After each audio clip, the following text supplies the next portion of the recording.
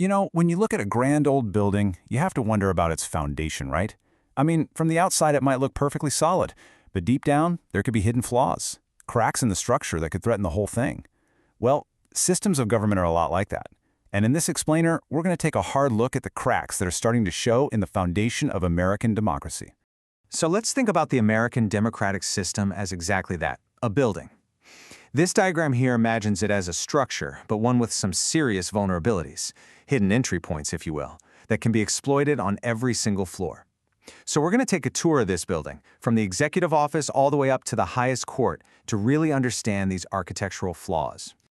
Our tour kicks off in the executive wing, where the president holds what's basically become a kind of master key, a tool that lets them completely bypass Congress and the whole legislative process. So what is this master key? Well, it's called the National Emergencies Act. It was originally created for real, actual crises, but it's a law that gives the president a huge arsenal of special powers. The problem is, the definition of an emergency is incredibly vague, which has turned a crisis management tool into a way to make policy just by signing a piece of paper. And we're not talking about a little bit of extra authority here. The scale of this is massive. With just one signature, a president can unlock more than 130 separate statutory powers. That's an incredible amount of authority, covering everything from communications to your bank account. Okay, so you're probably thinking, can't Congress just put a stop to it? Well, they used to be able to. The original law gave Congress a simple legislative veto, basically a kill switch that let them end an emergency with a majority vote.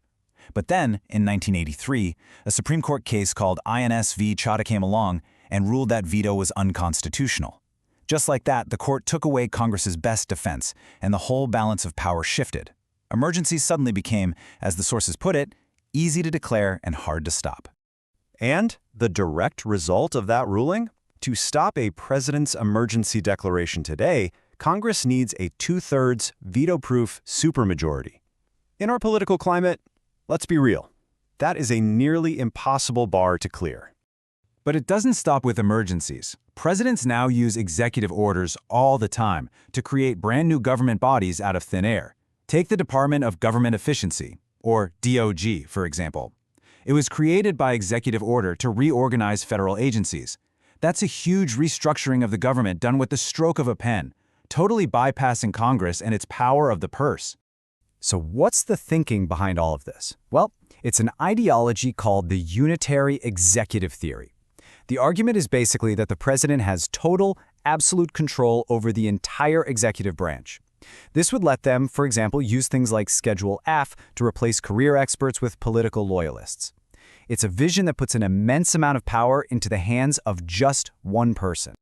All right, let's head up to the next floor of the building, the judiciary. We're going to see how it's been transformed from a place of neutral judgment into a powerful control room used to push a political agenda. Now, this transformation didn't happen by accident. Oh no. This was a project that took decades, and it had some very clear architects. On the outside, you have the Federalist Society, led by Leonard Leo, which built a pipeline of ideologically screened candidates for judicial seats. And on the inside, you had Senate leader Mitch McConnell, who mastered what's known as constitutional hardball to completely manipulate the confirmation process. And if you want to see what that looks like in practice, just look at this contrast. It says it all. In 2016, Merrick Garland's nomination was blocked for 290 days. The excuse? It was an election year. But fast forward to 2020, and Amy Coney Barrett was rushed through in just 27 days and confirmed only 8 days before an election. It really shows you that the rules only seem to apply when it's politically convenient. The tool that made this speed possible is called the nuclear option. For a long time, you needed 60 votes to confirm a Supreme Court justice, which basically forced some level of bipartisan support. But in 2017, the Senate changed its own rules, lowering that number to a simple majority of 51.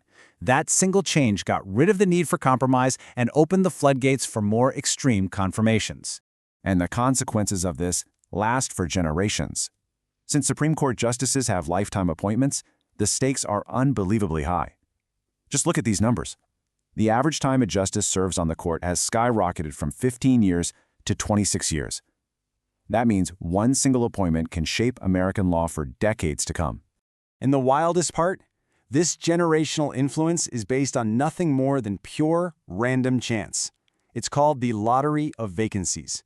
A president's impact on the court just depends on when a justice happens to retire or pass away. Jimmy Carter served a full term and got 0 appointments. Donald Trump served 1 term and got 3. It makes the court's makeup feel less like a reflection of democracy and more like a product of morbid luck. On top of the appointments, the court has also changed how it does business. It's using something called the shadow docket more and more.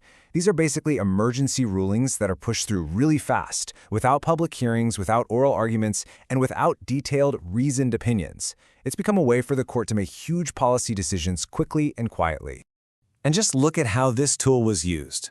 During the Trump administration, the government went to the Supreme Court again and again asking for this kind of emergency relief. And the court said yes, a staggering 80% of the time. This basically created a fast track for the executive's agenda before the lower courts could even weigh in. So when you add all of this up, the partisan confirmations, the broken rules, the shadow docket, the result is a devastating hit to the court's legitimacy. Public trust has just cratered, and the justices are no longer seen as impartial legal minds. They're viewed as politicians in robes. But does it have to be this way? To figure that out, it really helps to look at a different blueprint. The German system, which comes from a totally different legal tradition, gives us a powerful contrast. It shows how different architectural choices can lead to completely different outcomes. I mean, look at this comparison. It's night and day. In Germany, there are no lifetime appointments. Judges serve 1 12-year term, and that's it. They can't be confirmed with a slim majority. It takes a 2/3 supermajority, which forces consensus, and they have a mandatory retirement age of 68. Every one of these features is a deliberate guardrail against the very politicization we've been talking about. And at the core of all this is a fundamentally different philosophy about what a judge's role should even be. In the European tradition, the idea is that a judge is a servant of the law. Their job is to apply the law as the legislature wrote it, not to make up new laws themselves. It's a huge departure from the American model. This philosophy is captured in a principle called lex scripta, which just means written law. The core idea is pretty simple. The law shouldn't be a mystery, it should be clear, comprehensive, and written down by the people's representatives. This gives everybody legal certainty and acts as a powerful check against judges who might want to impose their own views. So, we've toured the executive and judicial wings of this building, and we've even looked at a different set of blueprints. Let's step back and summarize what this stress test has really shown us about the American system. The big takeaway here is that these aren't just separate, isolated problems, they are deeply connected architectural flaws that feed into each other. You have a hyper-executive with emergency powers governing by decree, which is then enabled by an ideologically captured judiciary that rubber stamps those actions, and all of it is made possible because the old procedural guardrails that were supposed to stop this from happening have decayed. Which brings us to the final and really critical question. The founders designed this system, this building, with checks and balances that were supposed to be the load-bearing walls. But after everything we've seen, the master keys, the secret dockets, the shattered norms, you have to ask, are the structural flaws now so great, so profound, that the entire building itself is at risk of coming down? And that's the question this explainer leaves us with.